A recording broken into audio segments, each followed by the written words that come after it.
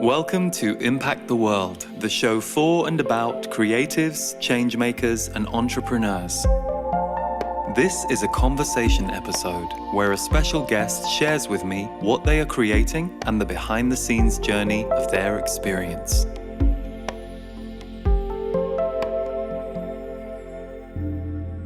Hello, welcome to Impact the World, and today is a treat for me and for you. I'm speaking to Trevor Hall.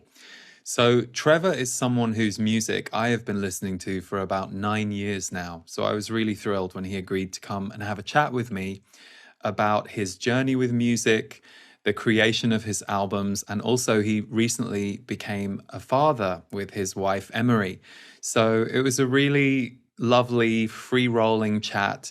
If you're a fan of Trevor's music, I think you're going to love this because I just loved how honest he is about his process and his way of being in the world. And he, for me, has created some of the most uplifting and multi-dimensional music that I've been hearing over the last decade. So if you haven't yet heard Trevor's music, I highly recommend it. TrevorHallMusic.com is where you can find him, or on social media, it's Trevor Hall Music. His latest release is called In and Through the Body. My favorite of his is called Chapter of the Forest, and we talk about that.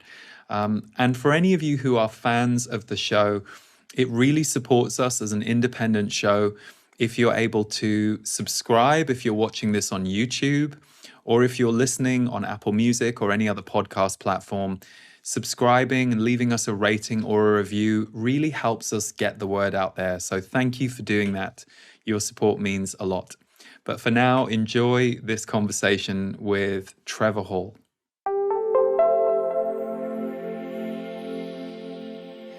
Trevor, welcome to Impact the World, and thank you for saying yes to having this conversation with me, because as I was just telling you before we got started, your music has impacted my life now for about a decade, and I'm sure many people listening or watching feel the same way. So thank you for following your calling and putting your work out into the world. Oh, that's very sweet of you to say. Yeah, I'm happy to be here. Happy to have the chat. Well, I had a funny experience with your album, Chapter of the Forest, or I should say a profound experience with that album. And I had a couple of your albums before and I really loved them. But when you brought out Chapter of the Forest, it found me at a very specific time in my life where I was coming out of a burnout. I was going back and forth to Slovenia to make a music album. I was running workshops around the world. I was doing all the work I did online and I wasn't paying attention. Yeah. And so I had this burnout for a couple of months where I really had to just sit and be and recover and recoup. And that album was one of the soundtracks for me of that time. And it still probably is my favorite of yours. But it was only like a year later that I found out that for you, that album also same exact position was the same thing. Yeah, it's great. That's pretty crazy that's when it found you, because you're basically speaking my story. I was, God, that was it's one of my favorite albums just because it just feels like a very pure album to me. There was not a lot of thought or energy put towards the album as a piece to get out there and market and all this stuff like that. It was an album where I was really using music as a healer and not caring about whatever happened after the fact. The songs were born. So it's one of my favorite albums in that regard, and just the time, even though it was a really rough time. I was touring for so long before that, in a van, just not sleeping, not eating well. I mean, because you're in a different city every night.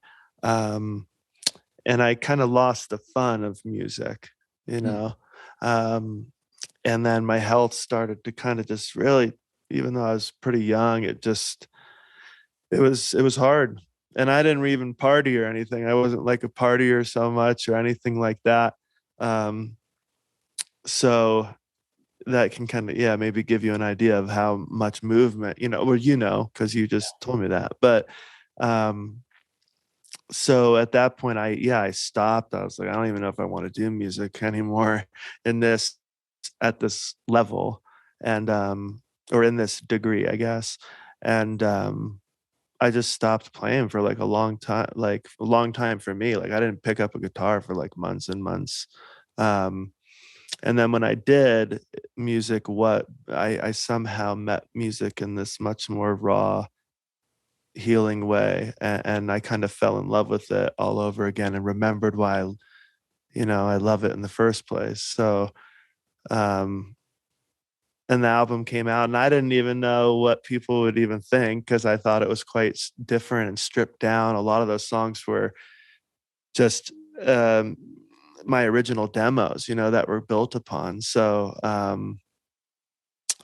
but it's funny because a lot of people really resonate with that record, and I feel like in whatever you do, when you're honest, when you're really raw, and like whatever it is, people resonate with it. They feel it. It makes them vulnerable as well, and inspires them, and that's the beauty of working in that spirit, you know.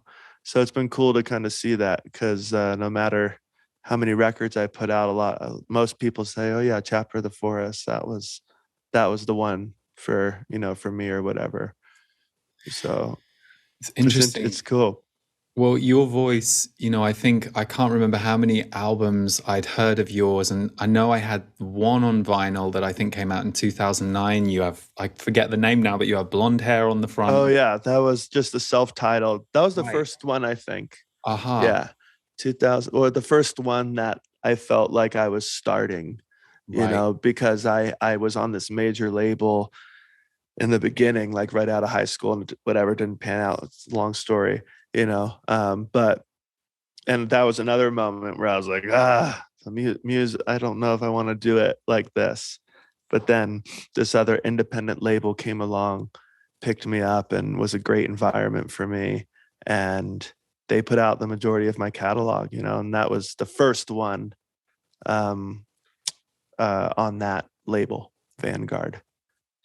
And that was interesting because I knew I could put you on and feel a vibe. So I always loved your voice. There's something Mm, about the sonics of your voice that's just very soothing and very mm, comforting. And I know many people feel that way. And there was always a really good groove with everything that you did. But it was interesting when Chapter of the Forest came out, there was both a stillness and a yeah, space and also a really strong elemental energy to me in that yeah, record that I yeah. That's hadn't cool. experienced before. And so I'm always interested in that when you take a journey with an artist, how something that they go through or something that they emerge through can also take you there. Kind of like with a friend, Mm. when a friend has an epiphany or a major life event, you go there with them. And it's interesting to hear that you also had that record as a turning point. Because for me, that was a real deepening for me with your music in that one. Yeah, I mean, it's cool hearing you describe what it was meant like to you because I always meet it in a new way, and that was the special thing with that album. Everybody had their own kind of relationship with it, you know. Um, but I do agree with you 100%. There is that strong elemental feel. I feel the same thing with that one uh, in particular, and the environment, reflects, your internal world, and certain environments can help your internal world. And for me, it's solitude, silence, the forest. I have to get quiet. Some people, they need the city, they need to get something going.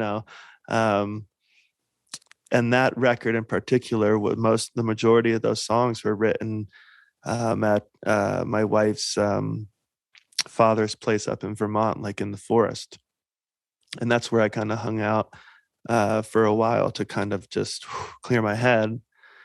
And the other part of that was over in India, in a place on the Narmada River that's really important to me. And that's also the place that I felt really gave me some space and stillness within. So those two places kind of reflected, they're both forests, you know. So I was like, oh, this is perfect, you know, this chapter of the forest. And yeah, it's just it was a really special time, even though I was going through a lot, you know. So, and I'm happy that it just came out in song, really.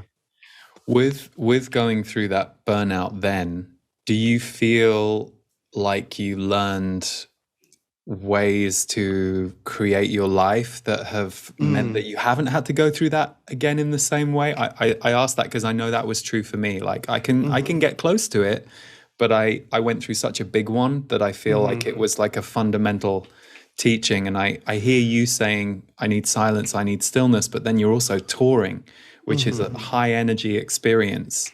So I wonder, like, did has that been a fundamental shift for you since then, or do you still have to keep your eye on it, or monitor your sensitivity? Yeah, that's a really great question. I To answer the first part of the question, like, I mean, luckily I had a choice to dial back at that point because I was in a, you know, a little bit better of a position. You know, I think about most people don't have the choice to dial back, you know, especially like mothers, you Hmm. know, and that's something that I've really learned with just recently having a child is like, um, it's just amazing. Like I'm kind of going off topic here, but not really because it's just you can get so burnt out so quickly, but they don't have a choice, you Yeah. know.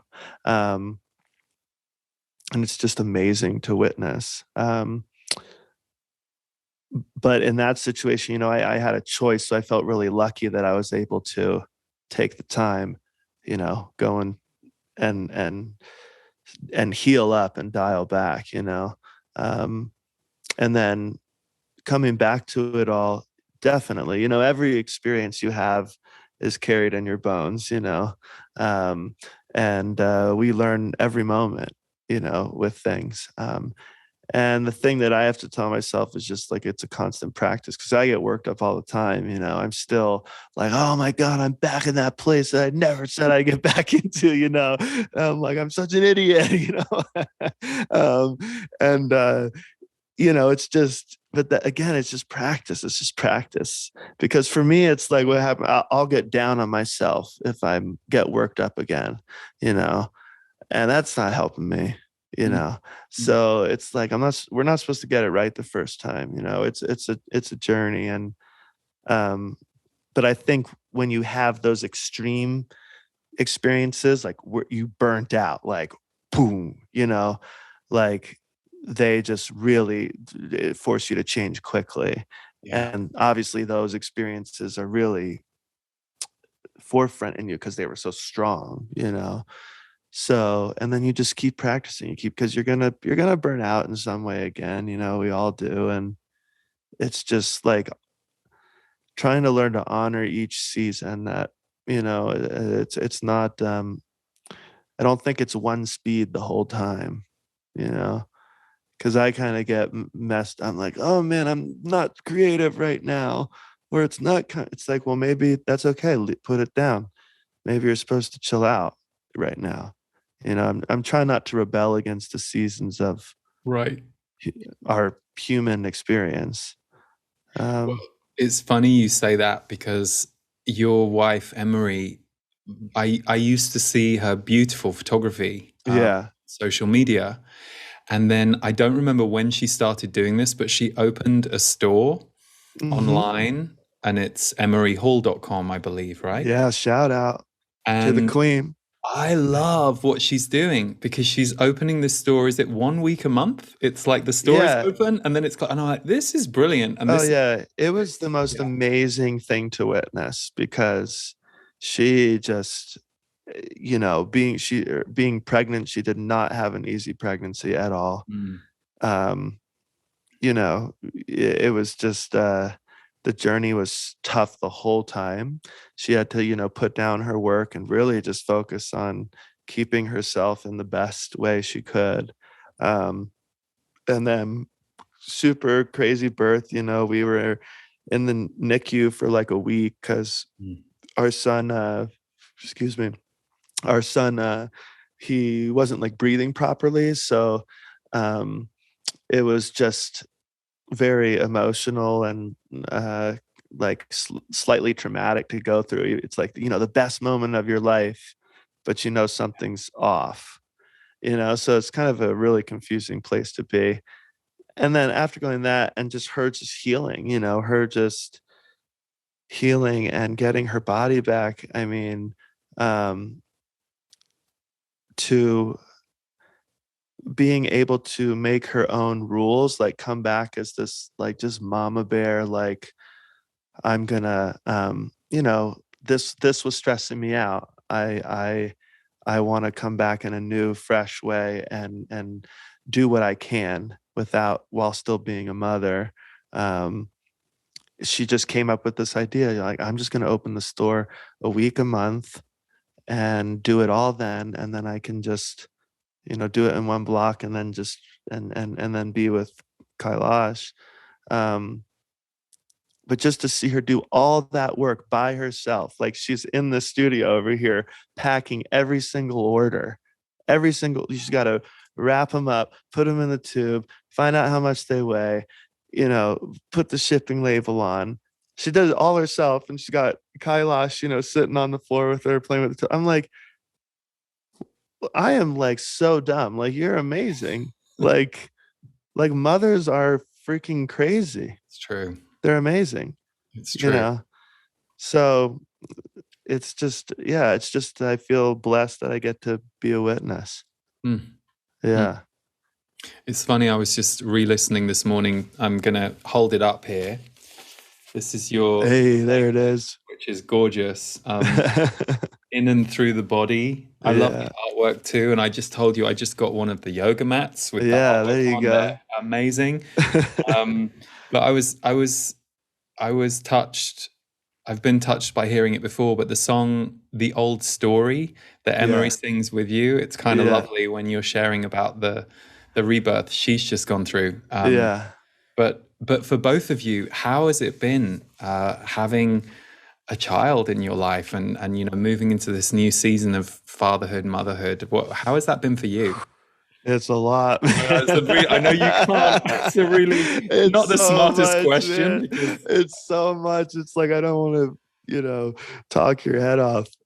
you can, by the way, you totally can because yeah. um, it's just crazy, you know.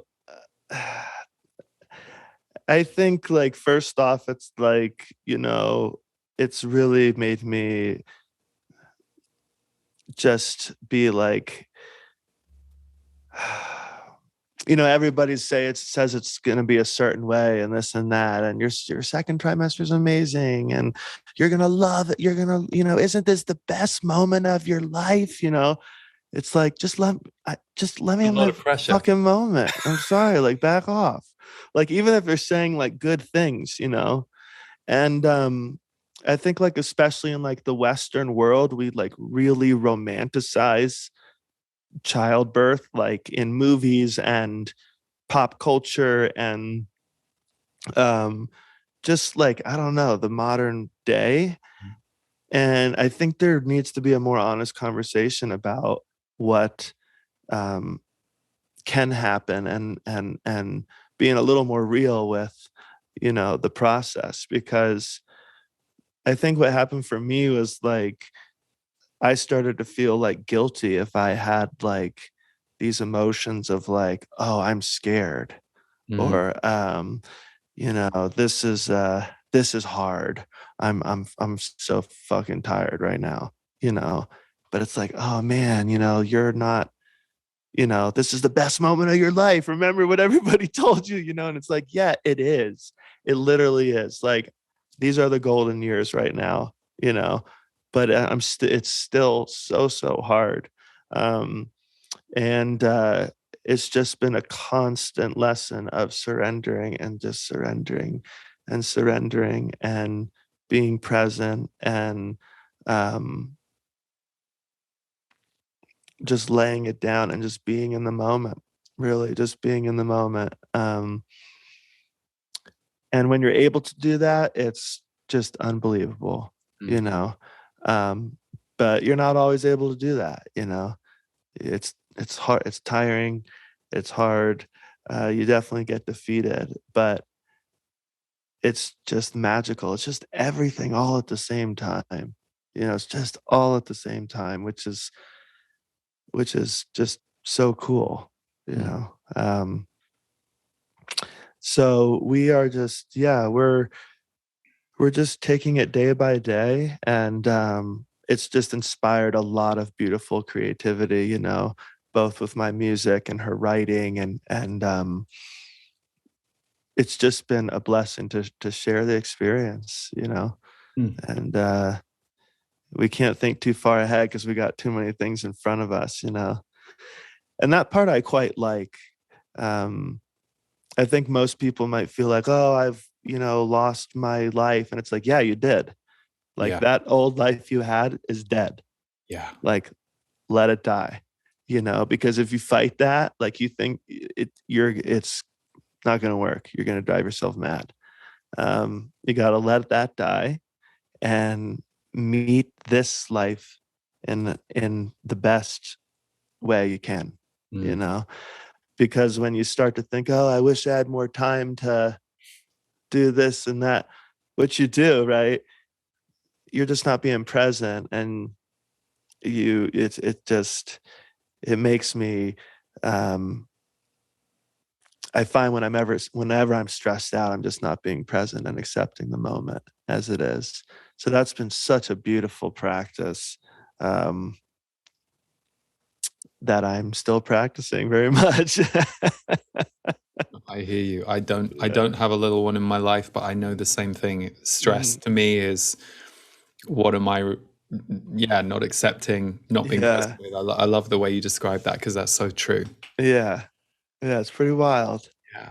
We actually, it's funny, we have I have a team here at the company with everything that we do. Uh-huh. And this morning we have our monthly Zoom meeting, and there's usually like 15 of us on that call. And Okay. we had Kendrick, who's one, and Flo, who I think is 3 months on the Zoom this Oh morning. my So we God. have a couple of our team members who, That's of course, there's beautiful. lots of parents in my team, so they're Yeah. they're able to Yeah. support the ones who are currently sleepless. Yeah. Oh man, I hear you, man. We're doing our best. We're doing our best. Beautiful. Yeah. And I'm curious, just because you mentioned music, how do you think it's going to show up in your music? That's a very abstract question, but Hmm. have you written any songs yet about the Oh yeah. experience? Yeah. Yeah, a bunch. Yeah. And no matter what comes out, it's like in some degree I'm finding right now has to do with the lessons I'm learning as a father, or a parent, and um, you know, or less specific to that experience, but still about surrender and, again, just putting another layer down, you know, putting another bag down. Mm. Um, and also just joy, you know, joy, which is just something I've been focusing a lot on. You know, well, somebody like me who kind of has a pretty depressed way of thinking and always seems to go towards the negative of the situation. Um, Practicing joy is, yeah, just a big thing for me. Not like faking it, you know. Oh, I'm happy even though but like being joyful even in the hard times and the sad times and the dark times.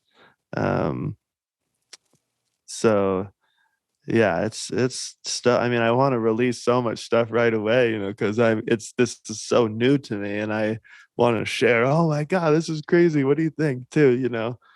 But yeah, I'm gonna have to wait. It takes a while to record an album. Of But course. yeah, yeah. I loved hearing what you just said because you Mm. talked about feeling more wired to the depressive or the pessimistic. Yeah. I love hearing that from you because I, like many people, have probably used your albums Uh-huh. knowing they are going to give me a sense of heartfulness, uplift, calm. Isn't that funny. Oh yeah, I So always joke around like I was, I wish it had the same effect on me. But it does. I'm just like it that's why I love it, and I, it's just the space that is just eternally open yeah. to me. I uh I remember an interview with you a few years ago, so the details are vague. I was watching the interview, listening to you, and uh you were talking about your time. I think it was in California. Was it in San Diego? Were you in a spiritual center? oh, that was in Laguna Beach. Yeah, I was Laguna. living in the ashram there. Yeah. And I heard you talking about how incredible that period of time was for you in connecting with songwriting, and that you were Right. living this life of devotion and you were writing, Yeah. and then when you came out from there, the contrast of like putting that out into the world. So Yeah. I'm always interested, as someone who has a spiritual practice like you do with yoga and with meditation, and then you become someone in the field who represents and is a leader of around the conscious I mind don't like field. that. What is that like? Like, I 'cause don't think of it like that. I mean, first I know off, you probably don't, but yeah. when I was, living in Boulder a decade ago, you were one of the few people out there in the conscious music scene that were definitely people that we knew and that we talked about. So I'm wondering what that's like for you just as an experience. Yeah, I mean, I don't really see myself like that at all, Mm. like at all. And I totally rebel against it. I don't want that, you know, because I'm so like I'm trying to figure things out, for myself, and it's like um I look at it more as the music that, is the space, yeah, it's it's called whatever, Trevor Hall or whatever, like, but I try to look past that and this energy, and this energy that has provided so much for my heart and my being, you know, I just want to share that. That's all, you know. When I share it, that process of sharing music with people is just keeps me alive, and makes me feel alive, and brings me joy and love and just so much fullness.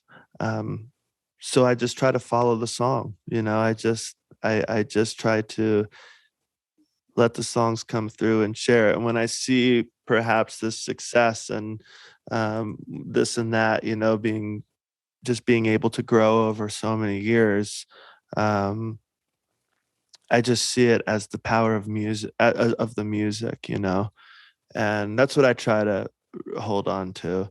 Um, so it's just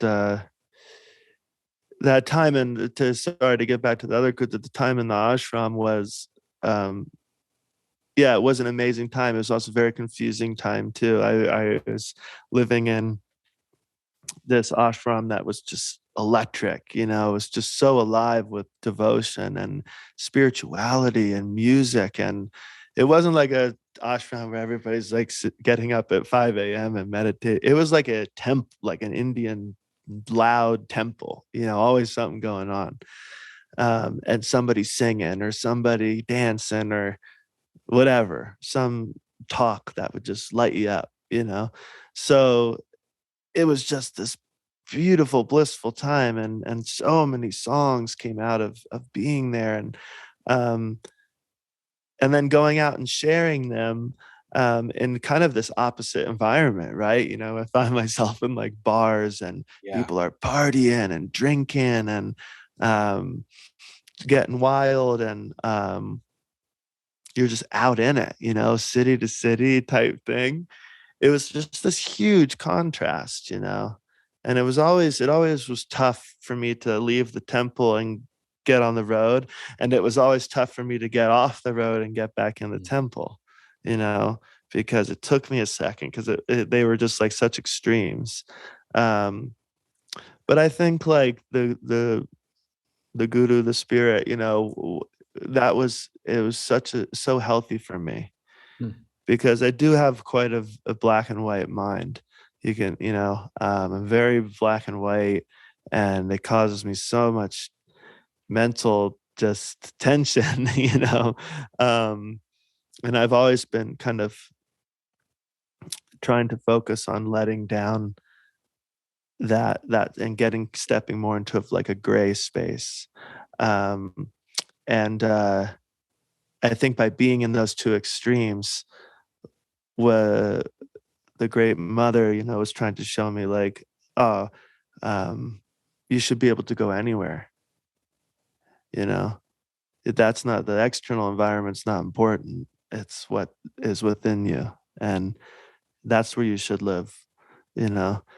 Throw out these ideas of like holy and unholy and dirty and clean, and um of the world and not of the world, human and divine. Not just be, you stay in that place, which has just again been a constant practice. I'm really bad at it, but it's just, that's how, I think that's what that whole experience kind of taught me. um yeah. I love it because, and I totally get what you mean about you not seeing yourself that way, and understanding that Hmm.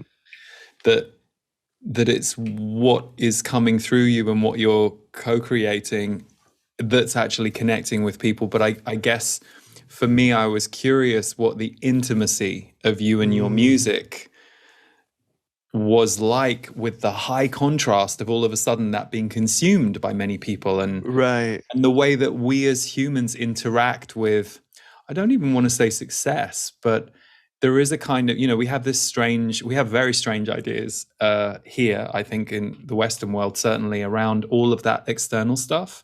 So I was curious for you what that's like internally, when all of a sudden you go from this private time with this music to this noisier time, I guess, Yeah. when you're putting it out there. But I mean, you explained it brilliantly. I love. Oh, that's cool too. I mean, that's something that we talk about a lot. Like, it's you make these songs in the most intimate moments, and specifically that time when they're coming through is so just mystical. Best. It's the best. It's just, the doors open, and it's just, yeah, it's a really sweet intimate moment, and they usually stay in that space for quite some time. um I'll listen to them over and over again. Like, it's kind of almost like obsessive. Like, if a new idea comes, I mean, I'll play it just over and over. When I'm walking in the house, I'm in the car, I play it, listen to it. Like, just, I try to just be in it, you know. Um, and then it just takes this. It has the time. It comes, and it's just, you don't need to know when, because it'll just be like, okay, I'm ready. Like, Mm. let's be shared. And it's funny because once it's shared, I stop that listening of the song. I don't listen to it anymore.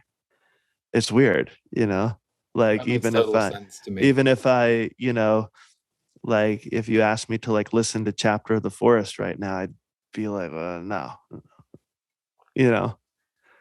And I find that that's really interesting. I find that that's kind of that transfer of energy or something. But then what happens, which is so cool, is that you go out on tour, right? And you're in this live setting, right? And that environment and being with other people forces you to share these songs. I'm trying to follow the song, you know, and some songs get played more than others. We don't know why, but that's what resonates with people, and boom, boom, boom. And then you meet the song in a whole new way. You meet Mm. the song in a whole fresh way. Carlo, come here, buddy. You meet the song in a whole new way, and it's just like this beautiful cycle. Um, and when you do that enough, it's like, who's singing the song anymore? I forgot. Hmm. And that space is like the cream of the crop. Yeah. It takes some time to get there for me, but that's my experience with the journey of the song. And in that way, they just remain, like, so many have left us, but their songs remain It's true. forever, you know. Yeah. So yeah, now I'm just kind of getting out there, I guess. But even this conversation right now, you know, like the questions that you're asking me, I wouldn't normally think of this stuff, Of you course. know, Yeah. and it comes out, I'm like, oh my God, wow, yeah, I haven't thought about that. And then what happens? I fall in love in a whole new way. It just keeps going. It's pretty wild.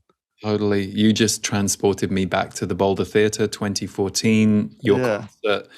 And I told you before we started that Obsidian is certainly my most played song of yours. Like I had that on repeat a lot.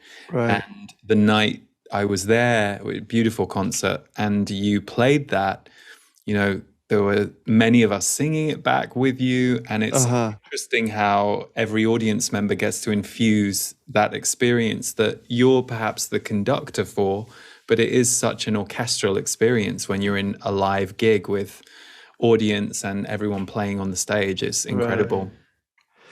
Yeah. I mean, it's those moments don't happen all the time. So it must have been a good show. Well, it Yeah. was for me. I don't know how Yeah. it was for you that night, but Yeah, I know it goes up and down. Totally. it totally goes up and Yeah, down, you know. But when it does all click like that, it's just, you know, it's just magical. totally. Whether it be 100 people in the room or 1,000 people in the room or 5 people in the room, you know, it's awesome. So Well, speaking of the power of your community, and I've always felt, you know, being on your newsletter and being connected to you and your work, I've always felt this beautiful community around you and your work. uh Um, I didn't know, somehow this had escaped me until I was just getting ready to speak to you today, that The Fruitful Darkness, which was your 2018 release, uh somehow that went over my head that that was a Kickstarter album because I probably just bought it from wherever I bought it from. right. That's really cool. So that was the first independent release for you. I'm Yeah. curious what motivated that and how you experienced Hmm. doing it that way, because I know you had the most successful Kickstarter of 2017 or something. I We think some of the yeah, numbers. I think it was something like music Music. Kickstarter. I'm Okay, pretty sure. Which like, I mean, yeah, the whole experience blew my mind. of course. You know, that was at a point where I had completed, I had the contract with Geff, or with, excuse me, with Vanguard, who had put out, you know, 4 of my records, Chapter of the Forest all the way up to Kala, Mm, right? And then I fulfilled that whatever contract, right? So we were kind of in a position, right, to okay, what do we want to do next? You know, like, do we want to resign if they'd have us, you know, or do we want to go somewhere else, or do we want to try it on our own? So there was constant kind of like conversations around it.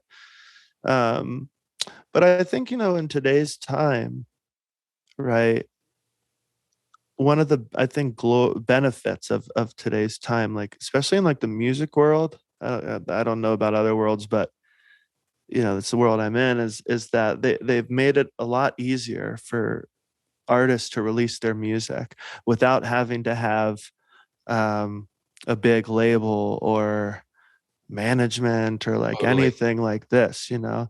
And I think it's super cool, you know. I think there's a little bit of a downside too, because obviously it gets so crowded, but um, you know, I think it's a good thing that it's just amazing how the freedom, you know, that musicians have.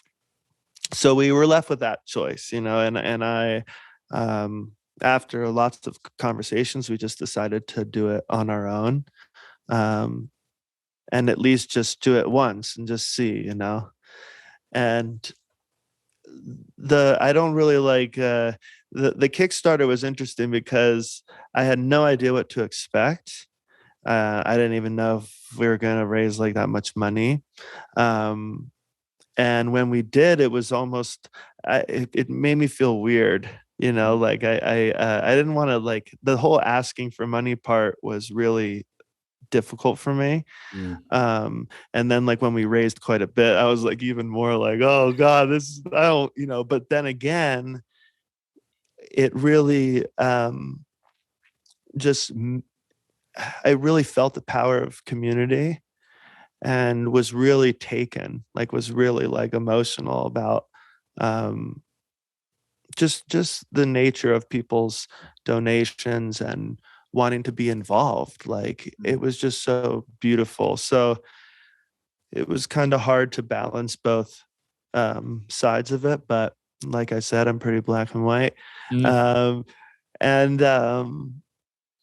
and yeah, it was just amazing. It was just amazing to, I learned so much. That was the big thing, because I had been doing this since I was like 16, 17, but I always had a manager. I always was on a label in some fashion, you know and didn't really have to like look at my business too much. I mean, I was like a young kid. I mean, who's gonna like understand all that stuff anyway?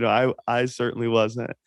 um so to be under somebody, or with somebody for so many years, and then have this album cycle where you literally have your hand in everything and have to make these decisions was awesome, because I learned so much. And I learned, oh, like for me, like I don't necessarily think I need that, right? Which was for something else. Or, oh, this, I really want to focus more on this area. Or, so that was, I think, the funnest part of that process. um, Even though it had lots of challenges, and like any process, that was I think my takeaway from that experience for sure. Yeah, I remember Amanda Palmer, who had a famous Kickstarter campaign where Uh-huh. she raised $1 million for her album.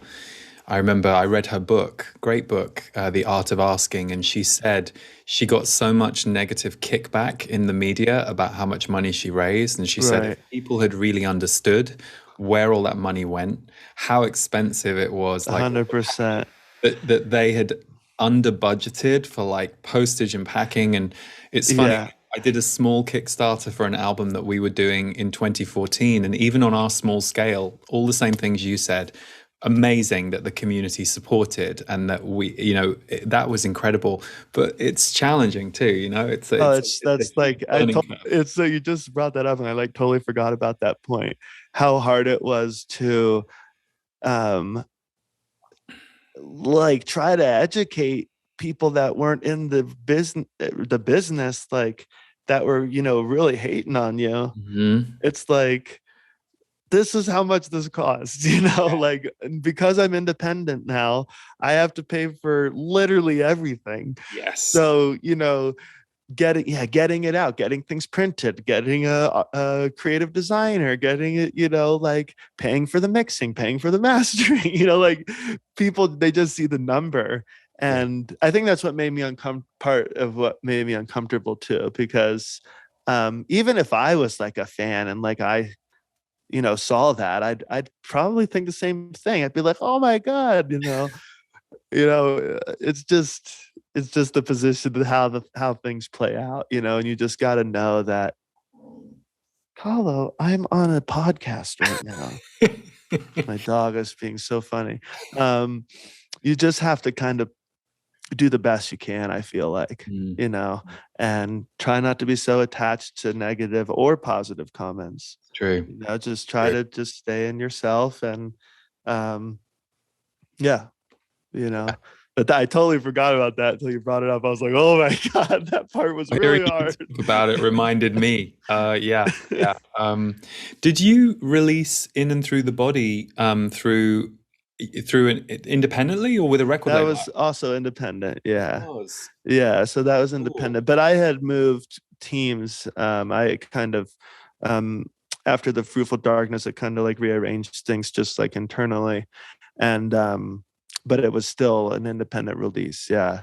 And, again, was another awesome experience. Mm. Yeah. Well, you released that in 2020, but I Yeah. also read that you and Emory created a foundation in 2020 called Where the Rivers Meet. Could you share some of that? Because that sounds brilliant. Well, that is a project that we have been talking about for a really long time.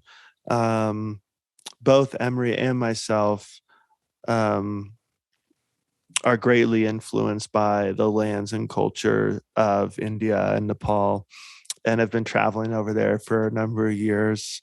And it's really just like shaped our lives, and even just our beliefs and who we how we view life and stuff. And we have been supporting our ashram over there in India for super long time. It started out as just we at concerts. We'd take a cardboard box and we just write donations for our ashram. We had a picture of the kids that we take care of, and that was it. It was just a cardboard box. But at a concert, people put money in there. You make $100, right? Right. $100 goes a long way in a country, especially like India. Um, and After a whole tour, maybe you have 2 G's in there, Mm. you know? So, it wasn't a lot, but we would send the money over to our teacher, our Guruji over there, just when we got it, and just did what we could. Well, slowly people started asking, what's behind this and who are you supporting? And they were really into the story of the kids and what Guruji does and how he takes in these underprivileged, kids and teaches them this classic Indian, culture, yoga, meditation, um, sends them to school, takes care of all their clothes, their food. I mean, just one guy, and he's a monk, right? So he doesn't have a job, right? He's living in a traditional sannyasi way in India. Um, and so people started getting into that, right? So then people started, well, can I write a check? And we weren't set up. I mean, we were just literally sending it to his ATM card, and we'd call him up, say, hey, Guruji, we put in 800 more bucks. So it wasn't like legit. And what we found out was that it was really hard for people really wanted to support the ashram, but it was really hard to like accept donations if we weren't, you know, a legit thing, or had something to help make it easier to get this money to where it needs to go. So that was kind of like the seed, I think, for where the rivers meet. We just basically we needed to set up something kind of more legit than just a cardboard box it shows. Um, and that's kind of blossomed into, because of that, we had to kind of get a little more formal or focused around it, I'd say. What is our mission here? Or what do we want to do? Or what do we want this to represent? And it's still taking shape, now. It slowed down a bit because obviously when we were having our child, but it's always been a dream of ours. And it's just a place where we can try and give back to the land and the cultures that have given us so much in our lives, and provide a space for people to do that. A lot of people want to give, but Sure. it's a lot. We don't know how, in a way, because there's just so much distraction, almost. So maybe we can provide a space, a small space for who we want to support. Fantastic. Do you So have, does yeah. it have a website right now? No, it's like it's It's early. as of now we're still sending cash to the ATM card, but it's at least we've are developing like a board, Brilliant. volunteer, this type of thing. We're trying to get paid. I mean, I had no idea how much paperwork it takes to set up something like that. So but yeah, we're in super early stages, but we're just hoping that it grows and grows and grows. Oh, I'm sure it will. I mean, Yeah. I know this podcast will come out in a couple of months, so Yeah. maybe us talking about it as well as all the other places you might be mentioning it, Yeah. helping it, helping it Yeah. grow. It's beautiful though.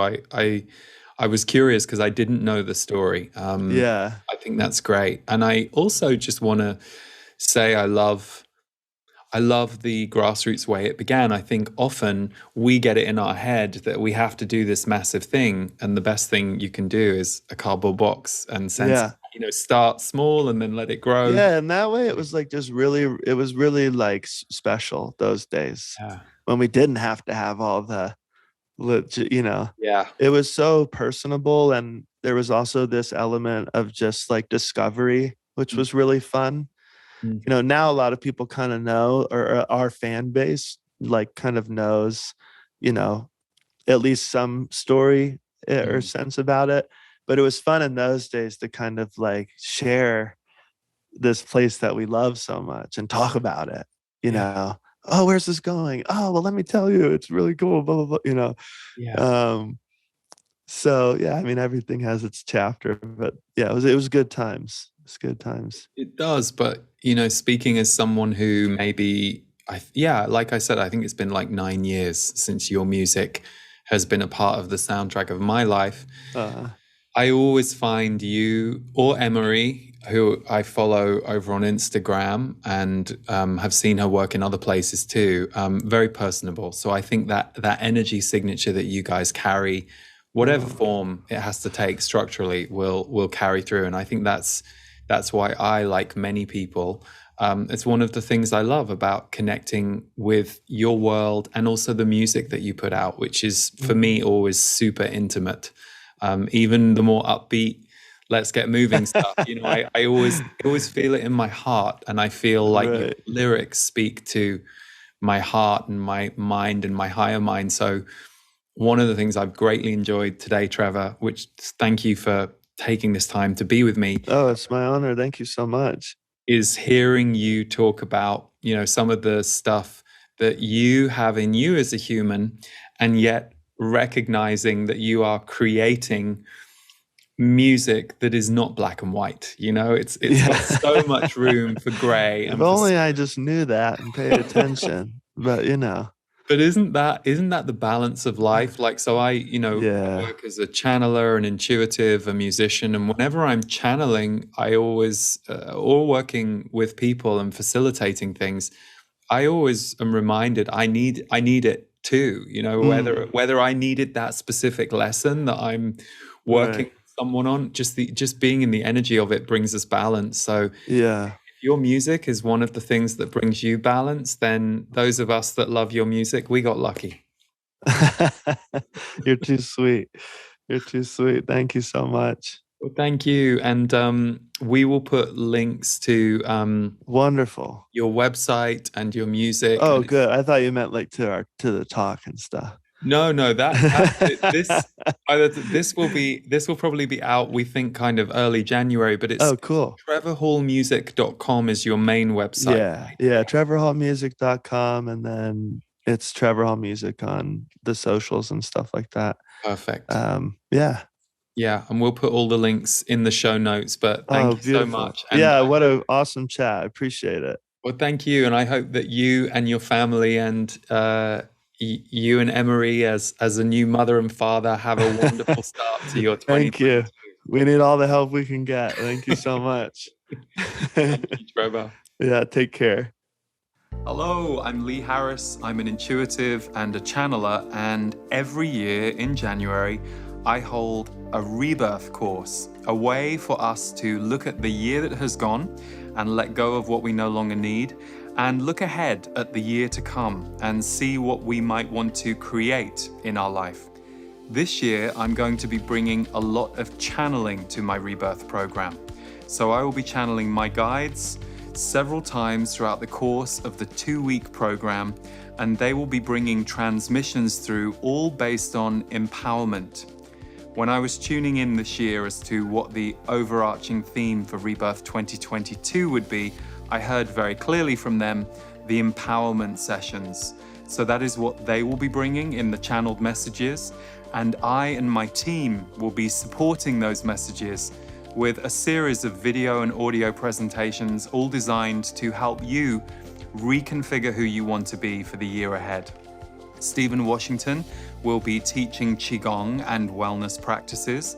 I will also be doing a whole session on manifestation and creation and our habits and our patterns and how we can elevate and change those in order to bring in the new. And my team members, Marty and Wendy, will be adding some support videos, as well as an MP3 recording that you get as soon as you sign up called Your Garden of Higher Consciousness. Rebirth is always our biggest course of the year, and so we have a very large community from all over the world who tune in and, most importantly, weigh in. So we have a community forum that's completely private, and it's where you and other members can share your experiences, not only of the material, but of what's going on in your life right now and what you're looking to cultivate. So the group energy that forms around Rebirth is very strong. And we also have transcripts and worksheets. And once you are in Rebirth, you will have lifetime access to all of the materials. So even though we run most of these sessions live as live broadcasts, you don't have to be able to be there live. And if you do miss a live broadcast, you will get the replay on video and in transcript form and audio within 2 days of the broadcast. We begin on January 17th, so if it resonates with you to join us for Rebirth 2022, the empowerment sessions, I, my guides, and my team would love to welcome you.